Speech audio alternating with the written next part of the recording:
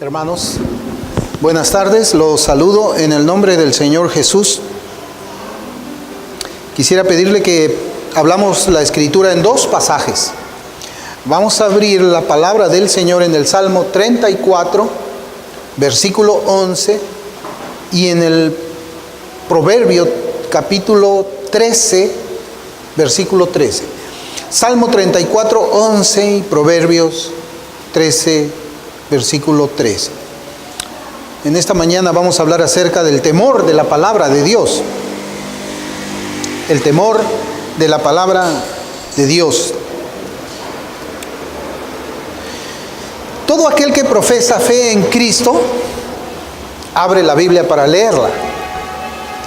La palabra de Dios es la fuente de la sabiduría que conduce para la vida eterna. La Biblia dice de ella misma que es el instrumento por el cual Dios santifica a su pueblo.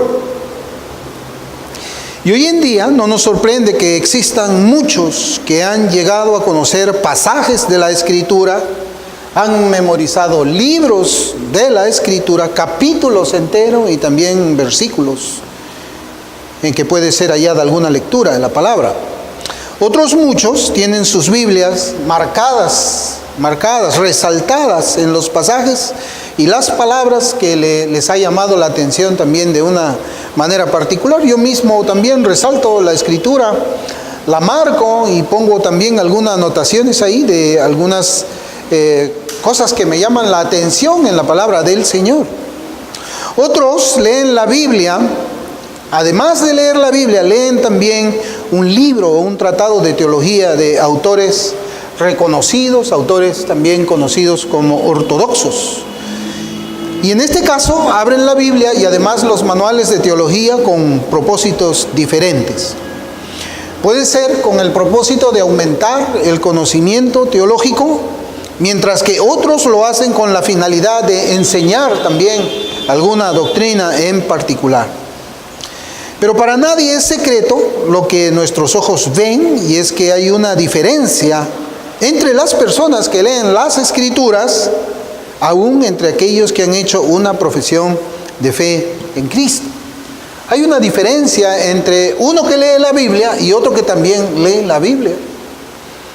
Y siempre nosotros nos hemos preguntado también, hermanos, y hemos visto, ¿y cómo es posible que dos personas que estén expuestas al mismo mensaje del Evangelio, una de ellas se arrepiente de sus pecados, es tocado por el Espíritu Santo y la otra no?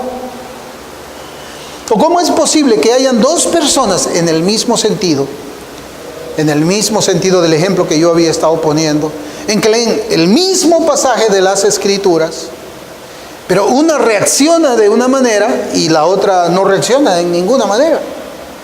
Pero los dos leen la Biblia, los dos conocen el pasaje de la Biblia, saben en qué libro está, saben si está en el Nuevo, en el Antiguo, tienen mejor memoria todavía y rápidamente ubican el texto en la Biblia. Eso nos enseñan que leen la Escritura. Vemos también otros que confiesan a Cristo con sus labios, que observan cambios en sus conductas hacia una vida en el temor del Señor. Otros no tienen ningún cambio en sus vidas y siguen sus vidas como lo hacían cuando no invocaban el nombre del Señor. Pero también hay los otros que se han vuelto 7 veces peores de los que eran antes de conocer los caminos de la religión. Aquí hablamos de 3 clases de personas. Uno que lee la Biblia y tiene cambio en su vida. Otro que lee la Biblia pero no tiene cambio en su vida. Y otro que lee la Biblia y es peor que cuando era antes de leer la Biblia. Porque utiliza la Biblia ¿para qué? Para que él pueda decir, bueno, David era un adúltero, yo también soy un adúltero. O sea, usa la Biblia como una justificación para sus pecados.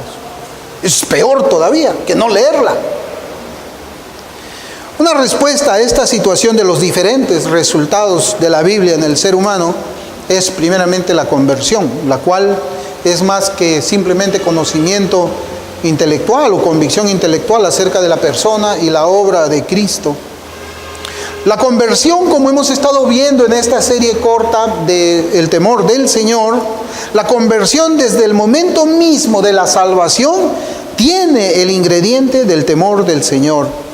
Y ese ingrediente lo pone al santo en el camino de santidad, en el camino de rectitud, en el camino de justicia. ¿Por qué? Porque ha entendido espiritualmente la naturaleza de su Salvador.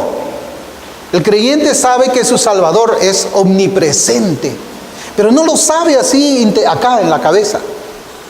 Lo sabe espiritualmente. Por eso es que cuando está en la iglesia sabe que está en la presencia de Dios. Cuando está en su casa sabe que está en la presencia de Dios. Cuando está en su cuarto solo, sin que esté nadie con él, sabe que está en la presencia de Dios. Y ese saber hace que ande en temor. Temor de ofender a Dios.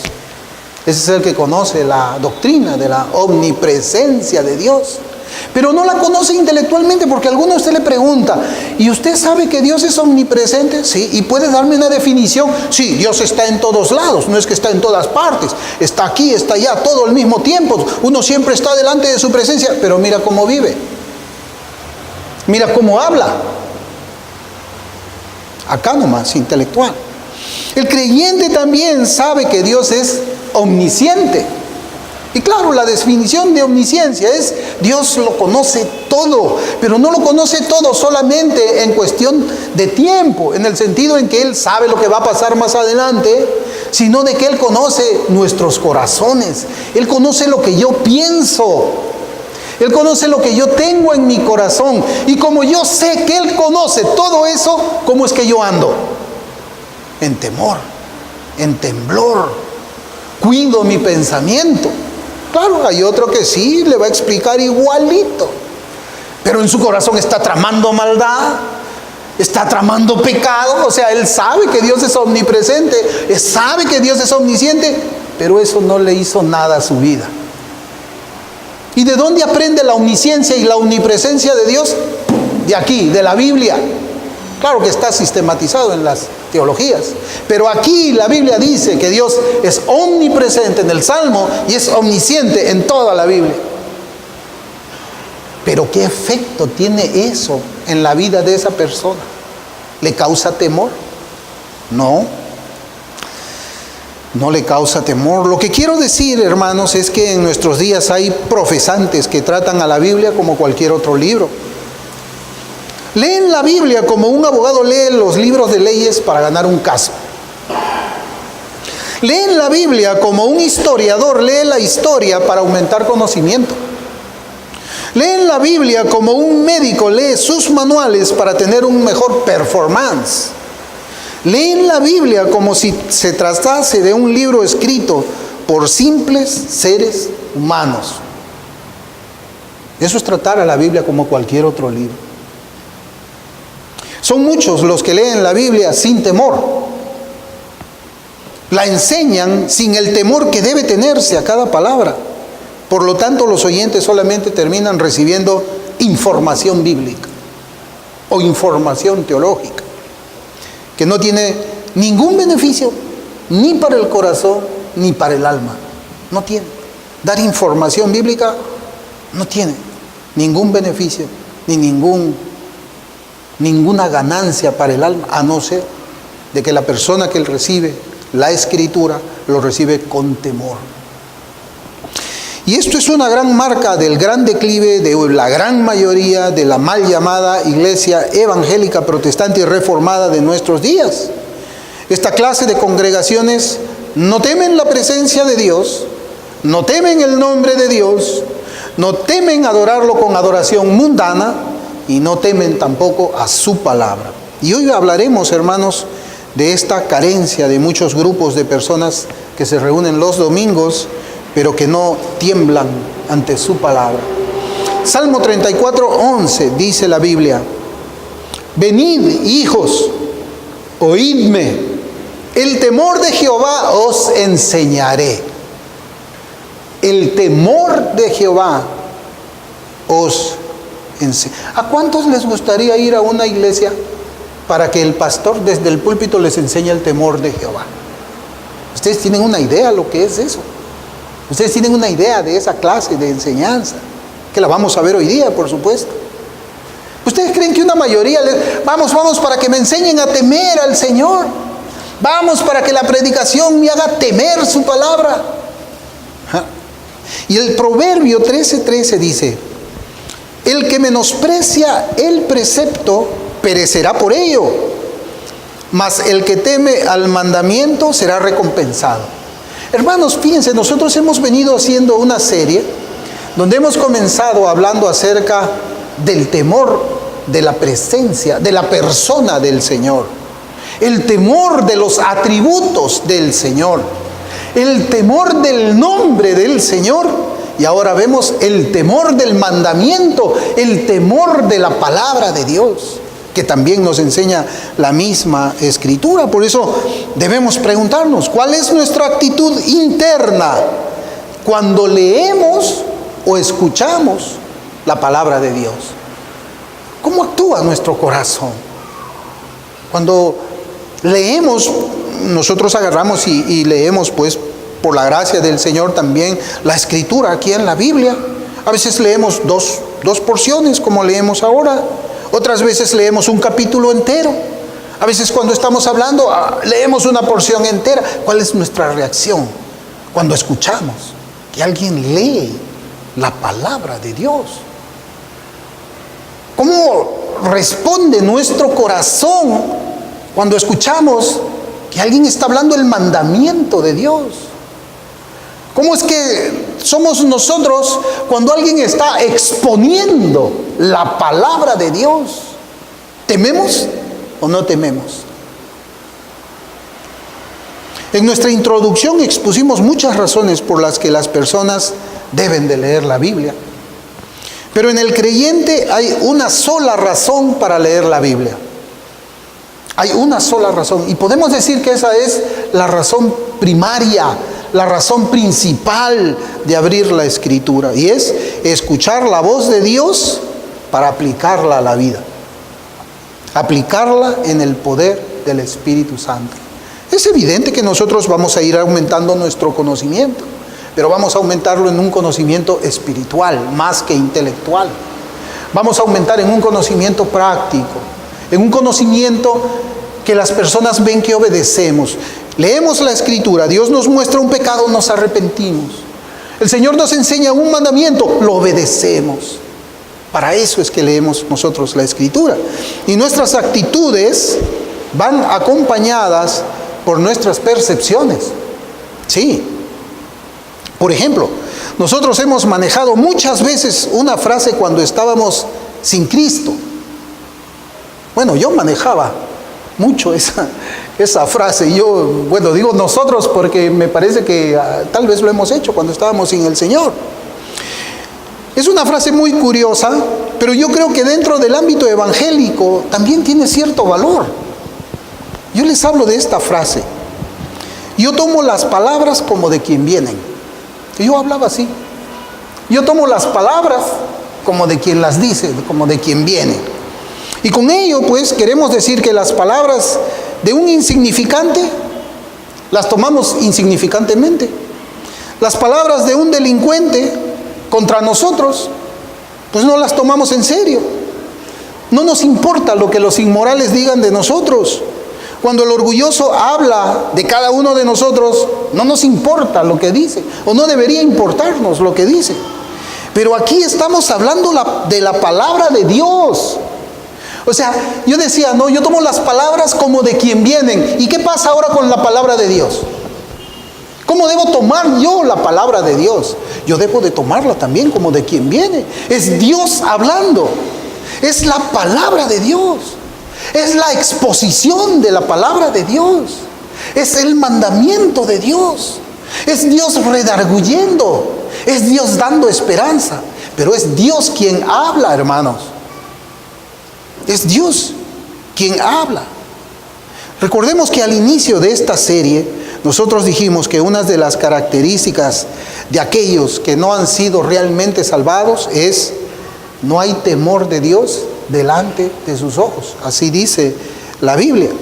O sea, los tales, aquel que no tiene temor de Dios delante de sus ojos, ellos también pueden leer la Biblia, ¿o no? Una persona que no tiene temor delante de Dios, ¿puede leer la Biblia? Por supuesto que puede leer la Biblia, pero no temen lo que ellos leen allí. ¿Por qué? Porque no hay temor de Dios delante de sus ojos. En realidad, ellos no escuchan la voz de Dios saliendo en cada vocal y consonante que está aquí escrita. Y es algo terrible, ¿no, hermanos? Alguien que tenga una Biblia en su mano, la lea, hasta a veces la entiende, y viva como incrédulo, ¿no? Hable como incrédulo. Así se va a ir al cielo porque leyó la Biblia. Se va a ir al cielo porque, no, sin santidad nadie verá al Señor, dice la Biblia. Sin santidad nadie verá al Señor. El Salmo 34:11, la Escritura dice: venid, hijos, oídme, el temor de Jehová os enseñaré. Y este es un llamado que David hace a sus hijos. ¿Para qué? Para que sean enseñados en el temor de Jehová. Hermanos, vamos a ir directo al grano. Ahora la pregunta es, ¿cuál es el medio que usa David para enseñar el temor del Señor? ¿Cuál es el medio? Él dice: venid, hijos, les voy a enseñar el temor de Jehová. Pero ¿qué es lo que él usa para enseñar a sus hijos el temor del Señor? ¿Usa palabras de su propia invención? ¿Será que él dice, bueno, a ver, voy a pensar, ¿qué te puedo enseñar? ¿Qué te puedo enseñar para que temas al Señor? No. Él habla de la Escritura. Él habla de la Escritura. David tenía el Antiguo Testamento en su mano. Él era el rey. Y como rey tenía que tener la Escritura allí, cerca de su cama. Y él tenía que meditar en la Escritura. Cuando nosotros le decimos a nuestros hijos, a nuestros chiquitos: ven, hijo, te voy a enseñar el temor del Señor. ¿Qué le vamos a hacer? ¿Le vamos a hacer ver una película? ¿Qué le vamos a enseñar? ¿Le vamos a hacer ver alguna película? ¿Le vamos a leer un cuento de hadas?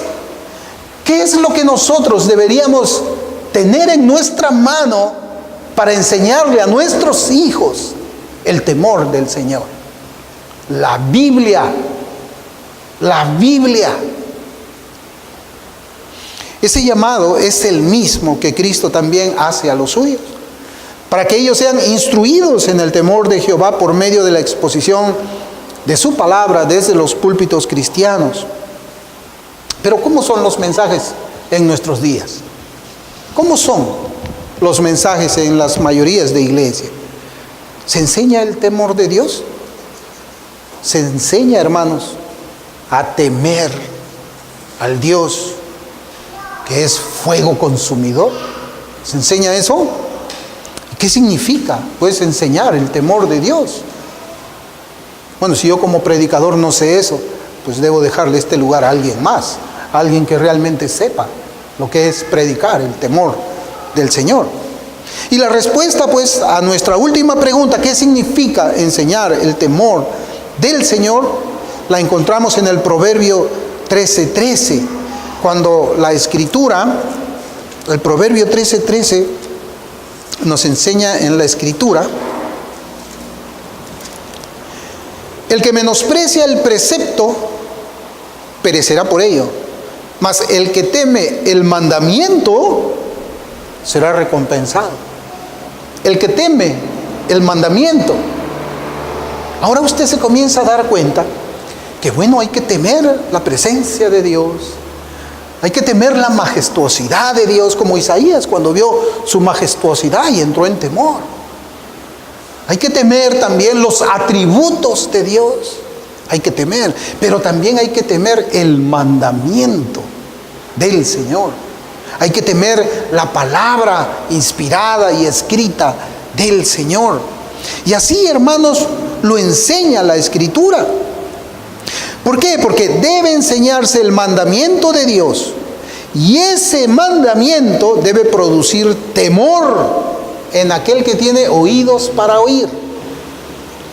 Debe producir temor en aquel que tiene oídos para oír. El que no tiene oídos para oír, No va a sentir nada. Le da igual. No le importa. Esa enseñanza debe conducir al creyente a cuidar su salvación con temor y temblor. Yo le decía, así lo enseña la Escritura. Mire, Isaías 66, 2.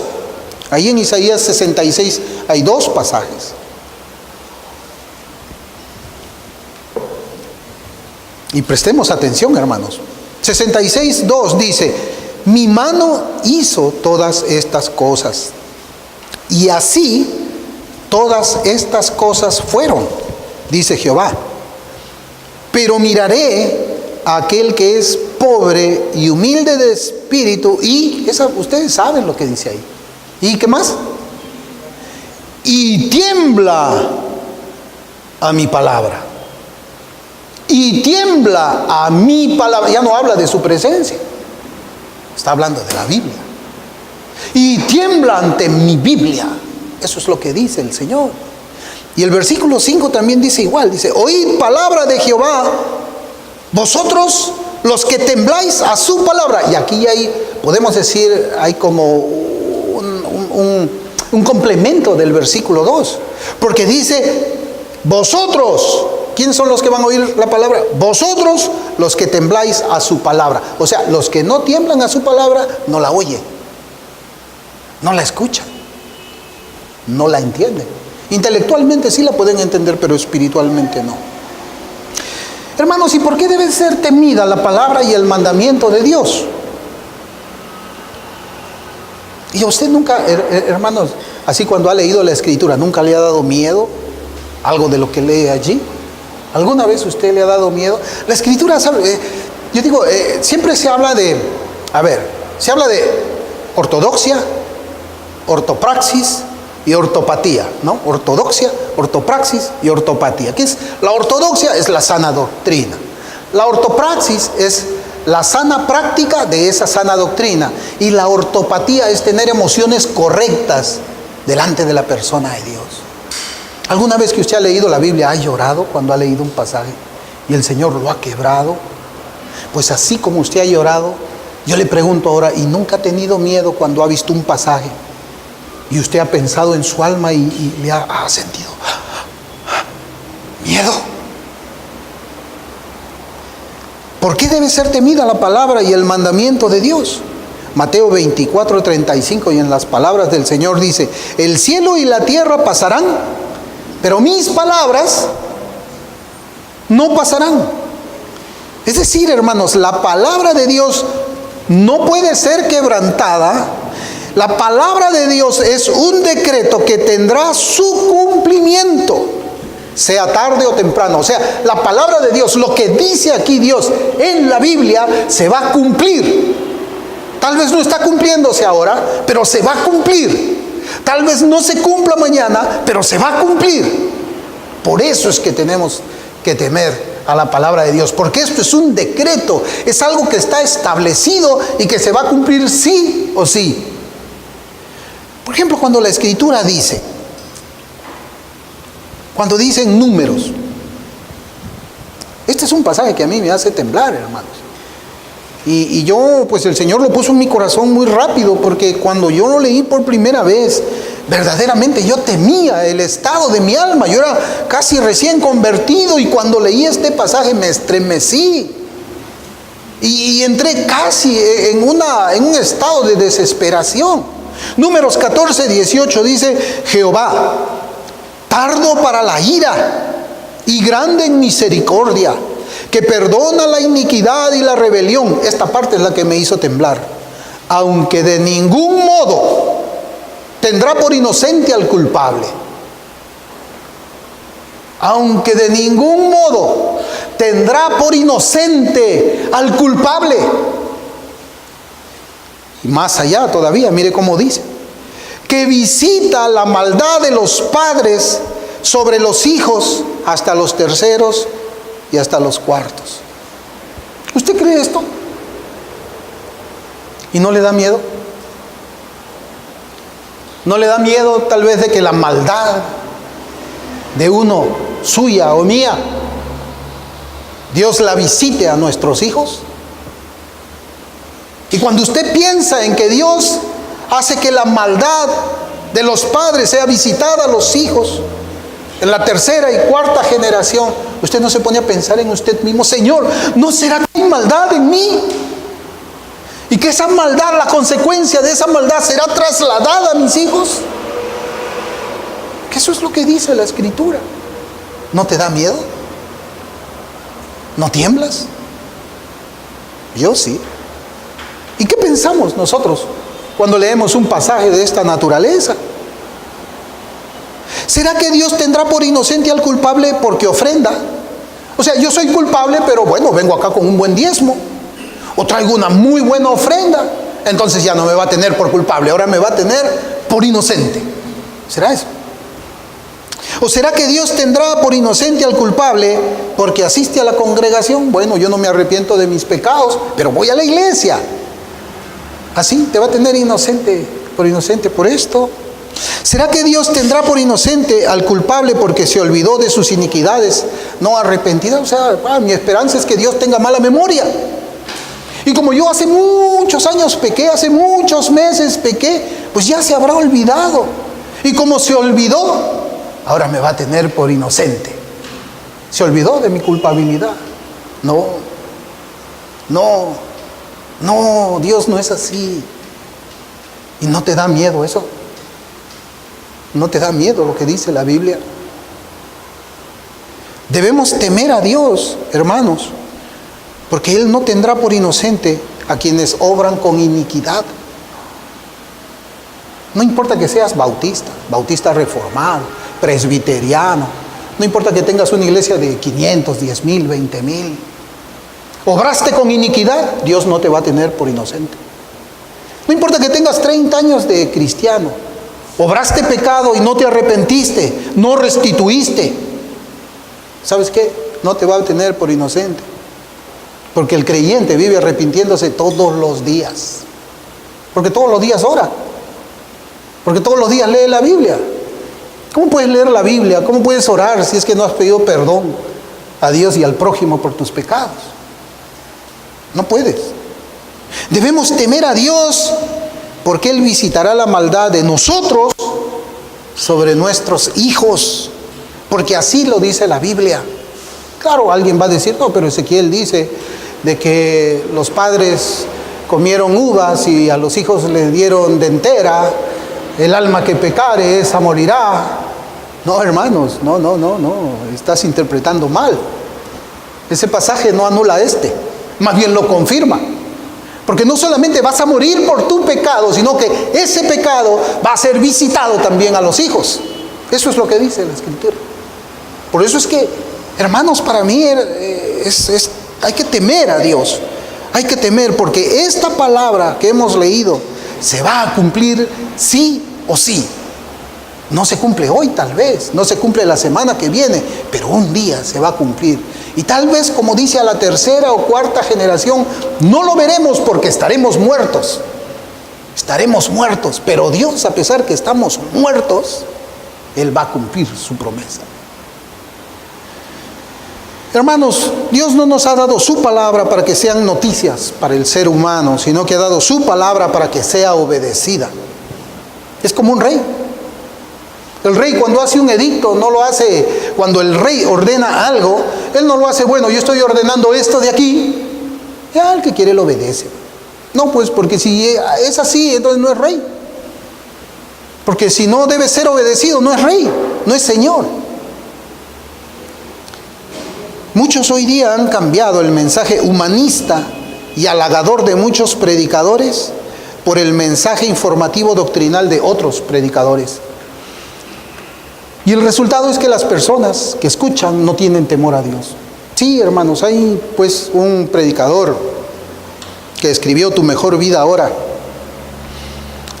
allá en los Estados Unidos, en Houston. Tiene una iglesia muy grande allá.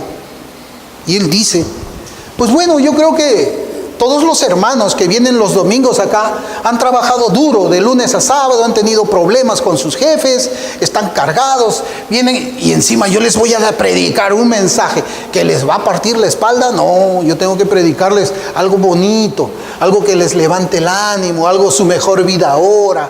No, mencionar pecado ni hablar, hermanos. No hablemos de pecado porque eso es poner más carga sobre ellos. Vamos a hablar de que la vida es color verde, que todo es felicidad y que todo es bonito. Claro, y nosotros decimos, pues ese mensaje está mal. Ese mensaje nunca va a despertar el fuego del temor de Dios en el corazón del que escucha eso. Nunca. Pero yo lo voy a cambiar. Yo no voy a predicar así. Más bien yo voy a predicar doctrinas sin meterme en la vida de nadie. Yo vengo y te comienzo a predicar teología, pero te vas igual, sin temor de Dios, sin que la palabra de Dios confronte tu alma. ¿Cómo puedes crecer en el temor del Señor así? No puedes crecer. Claro, te estoy exponiendo sana doctrina, abro Berkov y todo eso, pero no te confronta la palabra. Ambos escuchan pasajes bíblicos, ambos quieren un poco más de conocimiento y ambos regresan a sus casas sin el temor de Dios delante de sus ojos. Sin el temor de Dios delante de sus ojos. Pero, ¿cuál es la reacción cuando a ellos, a esa clase de oyentes, se le expone la palabra de Dios predicada según su contenido espiritual? Jeremías 44:16. Jeremías fue un profeta con un ministerio igual como el ministerio que nosotros tenemos. Fue el profeta llorón, le dice. Durante el ministerio de Jeremías no hubo ningún convertido, ninguno. Pero él predicaba.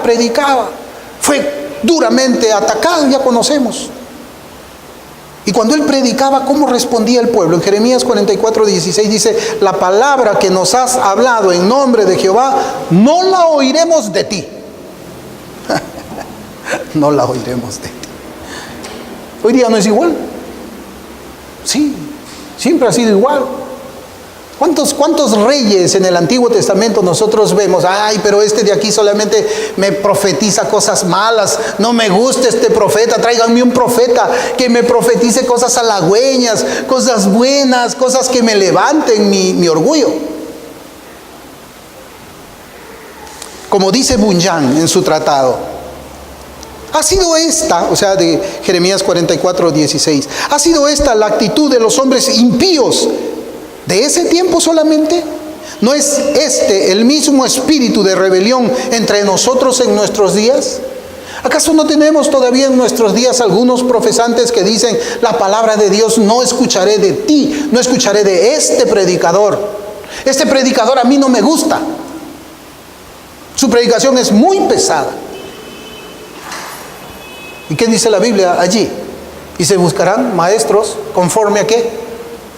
A sus propias concupiscencias. Sí. ¿Por qué? Porque no escucharemos la palabra de Jehová de ti. Hermanos, la palabra del Señor no representa nada más que un libro cualquiera para todo aquel que ha hecho una profesión falsa de fe en Cristo. Y la forma más rápida, escuche, la forma más rápida de conocer esto, que la palabra de Dios no es importante. ¿Saben qué? Ahora yo recuerdo, yo en algún momento, cuando estuve hablando en un consejo de una iglesia, de una situación que había pasado, ellos leían la palabra del Señor al inicio para tratar el caso, leían la escritura, hacían una oración, cerraban la Biblia y la ponían a un costado. Y después ellos comenzaban a deliberar acerca del caso. Y se levantaba uno y decía: yo pienso que nosotros deberíamos actuar de esta manera y de esta manera. Y se levantaba otro y decía: a mí me parece que tenemos que hacer esto. Y por ahí se levantaba otro: yo creo que lo que tenemos que hacer es esto. Y a Dios le habían callado la boca. Dios no gobernaba en esa iglesia. Porque si Dios gobernaba, hubiesen abierto la escritura y hubiesen dicho: Para este caso, la palabra del Señor dice que tenemos que hacer esto. Abran capítulo tal, libro tal, capítulo tal, versículo del tal al tal. Así es como nosotros deberíamos tratar también todos estos asuntos. Cuando encontramos a alguien que dice, yo creo, desconfía. Cuando alguien te dice, yo pienso, mejor no escuches. Hermanos, una iglesia debe ser conformada por aquellos y solamente por aquellos que tiemblan ante la palabra de Dios. Y yo estoy seguro que la Biblia enseña eso. Debe tener en su membresía a hombres, mujeres que tiemblan ante su palabra. Porque si usted tiene en la membresía personas que no tiemblan ante su palabra, o sea que cierran la Biblia y hacen como les parece, las cosas no van a caminar bien. Y la Biblia lo enseña, hermanos. La Biblia enseña que la iglesia debe de estar conformada por aquellos que tiemblan ante su palabra, de aquellos redimidos que han hecho de las Sagradas Escrituras la regla de fe y práctica para sus vidas privadas y para sus vidas eclesiales o la vida de sus iglesias. Miren, Bunyan escribió esto. Comienzo la cita. Si en algún momento los pecados de una nación o iglesia son descubiertos y llorados, es por aquellos que conocen y tiemblan ante la palabra de Dios. Cuando Esdras tomó conocimiento de los pecados de sus compatriotas y tuvo el deseo de humillarse delante de Dios por lo mismo, ¿quiénes fueron los que asistieron en aquel asunto, sino aquellos que temblaban ante la palabra de Dios? Sí, mire, y cita Esdras, abrimos Esdras, capítulo 9, versículos 3 y 4. Esdras no se juntó con cualquiera, Esdras se juntó y fue asistido por aquellos que como él también temblaban ante la palabra de Dios. Esdras capítulo 9, versículos 3 y 4 dice, cuando oí esto, o sea, cuando escuchó Esdras los pecados del pueblo, los pecados de la nación, cuando oí esto, rasgué mi vestido y mi manto, y arranqué pelo de mi cabeza y de mi barba, y me senté angustiado en extremo. Miren el dolor, porque él sabía que ese pueblo había quebrantado el mandamiento de Dios, había desechado la ley de Dios. Y Esdras estaba dolido por eso, de que haya sido despreciada la palabra del Señor. Pero mire cómo dice el versículo 4. Y se me juntaron todos los que temían las palabras del Dios de Israel, a causa de la prevaricación de los del cautiverio, mas yo estuve muy angustiado hasta la hora del sacrificio de la tarde. Aquí lo vemos, hermanos.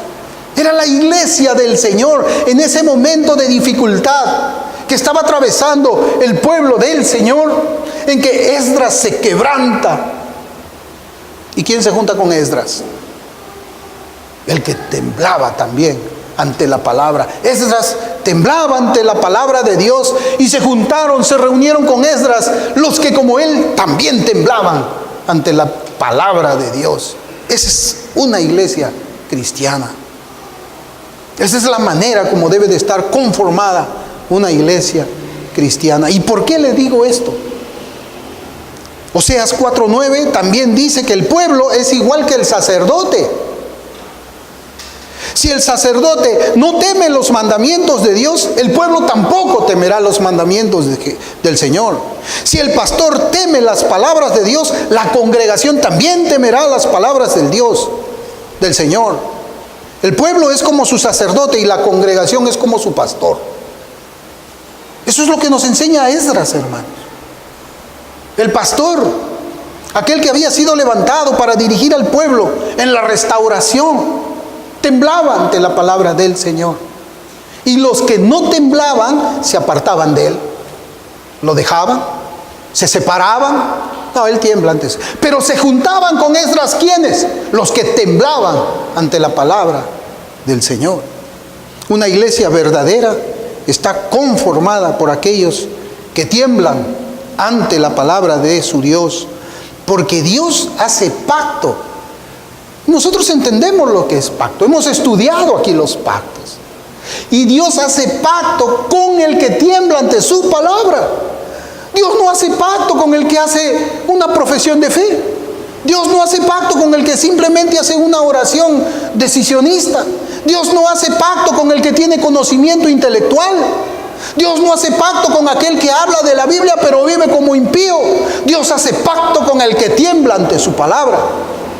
Esdras 10:3 dice: ahora pues hagamos pacto con nuestro Dios, que despediremos a todas las mujeres y los nacidos de ellas, según el consejo de mi Señor y de los que temen el mandamiento de nuestro Dios, y hágase conforme a la ley. Dios hace pacto con los que temen ante su palabra. Y entendemos lo que es pacto. Entendemos lo que es el pacto de redención. Entendemos lo que es el pacto de gracia. Dios solamente hace pacto con aquel que tiembla ante su palabra. Es decir, los que tiemblan ante su palabra están dentro del pacto de gracia. Dios hace pacto con ellos, mas no con aquel que solamente tiene la palabra de Dios en su cabeza. Hermanos, y yo les voy a hacer otra pregunta más.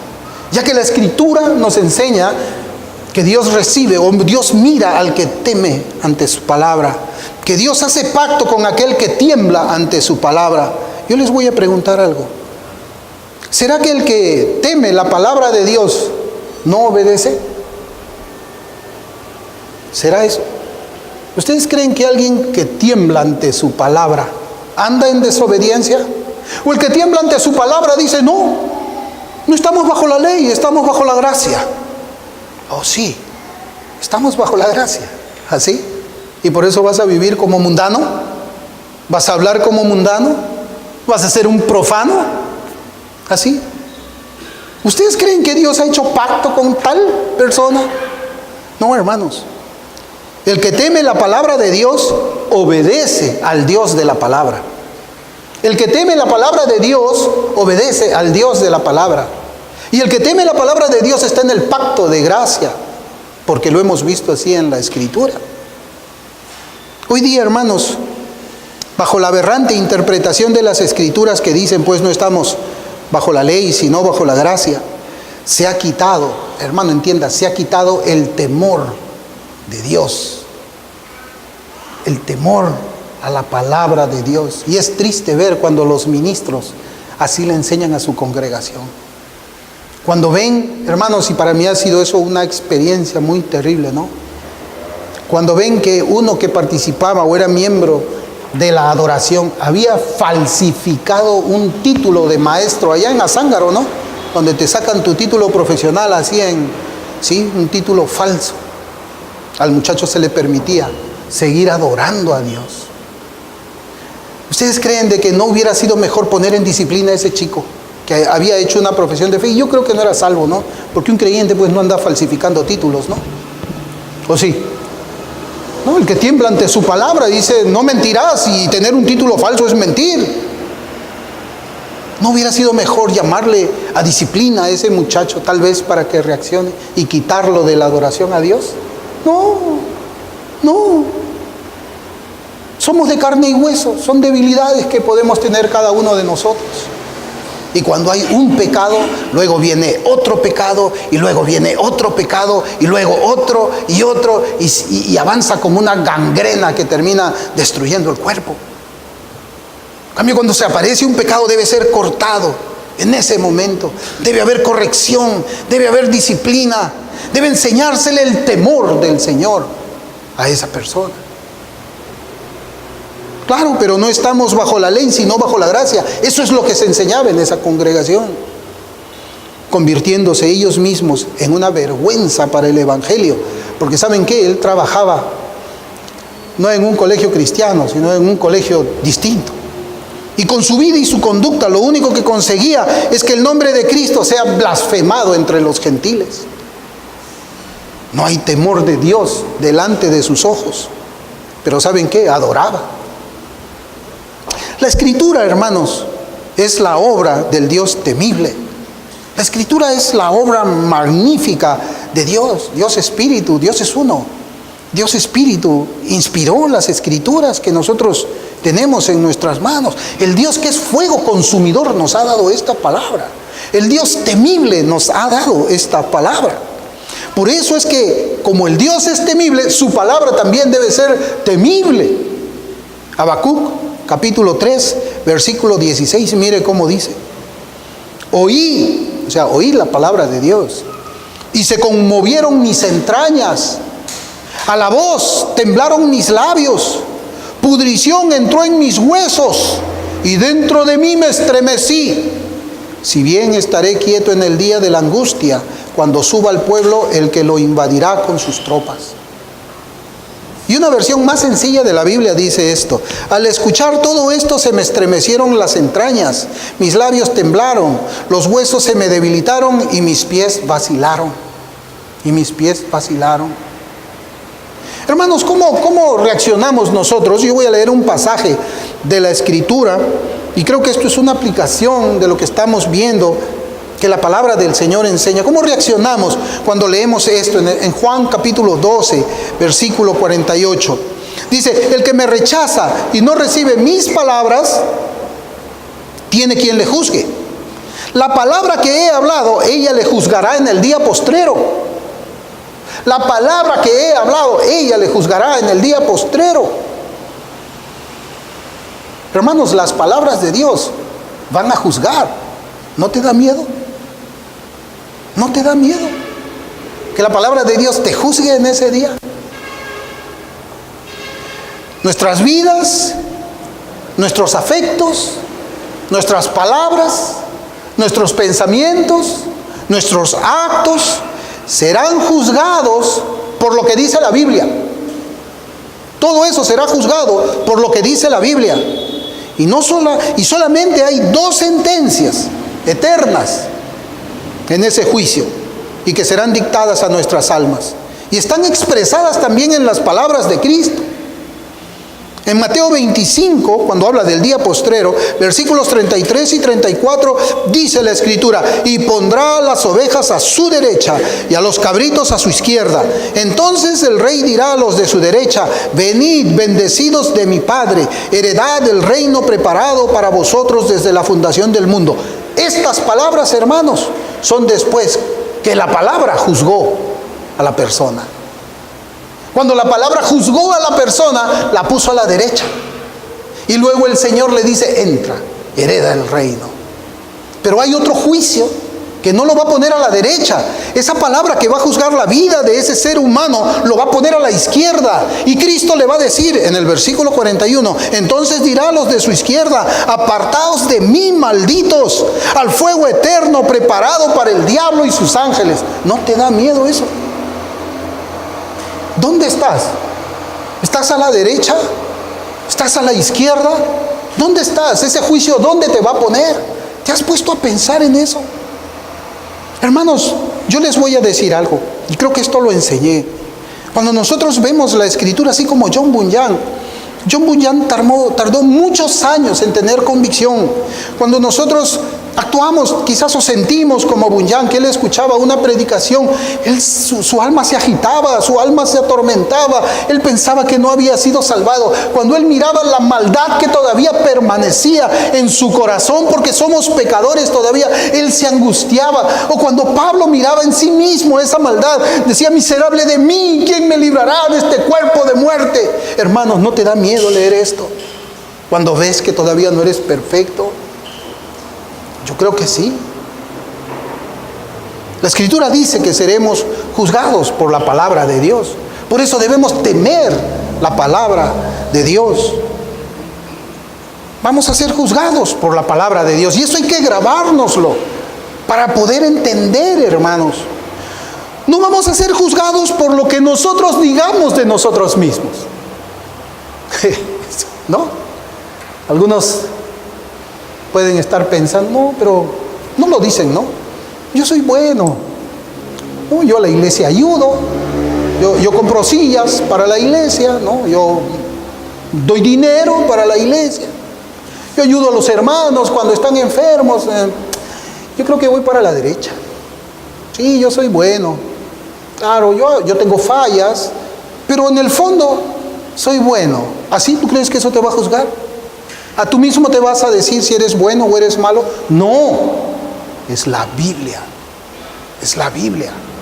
Dios pesa los corazones usando su palabra. Tampoco vamos a ser juzgados por lo que otros digan de nosotros. Claro, alguien puede decir, no, el pastor es buena gente. Claro, no vive conmigo de repente, ¿no? No, es buena gente, mira, es una persona muy mansa, no vive conmigo. Su hablar es piadoso porque no vive conmigo.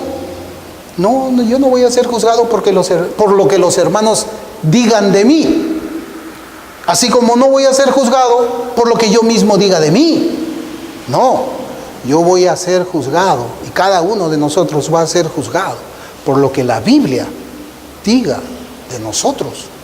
Por lo que la Biblia diga de ti, de ti, de ti, de ti, de ti, de mí. Eso es lo que nos va a juzgar, hermanos. Los que temen a Dios y a su palabra, quienes se mantuvieron apartados del pecado y la injusticia, porque el temor de Dios te obliga a eso.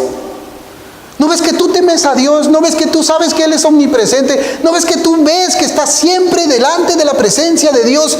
¿Y eso qué es lo que te lleva? A apartarte del pecado, a apartarte de la iniquidad. No estamos hablando de perfección.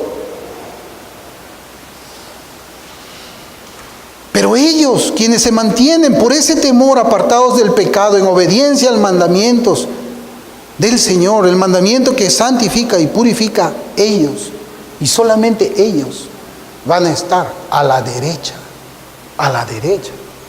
del Señor. Hermano, ¿tú crees que tú crees que el Evangelio es necesario? ¿Tú crees que Cristo es necesario? ¿O tú crees tal vez de que alguien puede ir al cielo así porque eres buena gente? ¿O porque todos creen que tú eres buena gente? ¿Tú crees que sí? Que en el día de tu juicio van a estar ahí a un lado todos. No, oye, mira, no, Señor, Él es buena gente, Él ayudaba, Señor, ¿no? ¿Tú crees que va a ser así tu juicio? No. ¿Sabes quién va a estar ahí en tu juicio? Además de Dios y de tu persona, ¿sabes quién va a estar ahí en tu juicio? ¿Sabes quién? El diablo. El diablo va a estar allí. Y el diablo va a estar mirándote a ti primero y después va a mirar a Dios y va a decir, a ver, quiero ver si lo vas a tener por inocente a este culpable. Quiero ver si vas a tener por inocente a este que me pertenece, va a decir el diablo. ¿Y qué crees que va a decir Dios? Por eso, ¿de qué lado está usted ahora? ¿Teme usted a Dios? No piense en cómo es que usted se siente, si se siente bien consigo mismo. Olvídese de la autoestima, ni piense en eso menos todavía. Sí.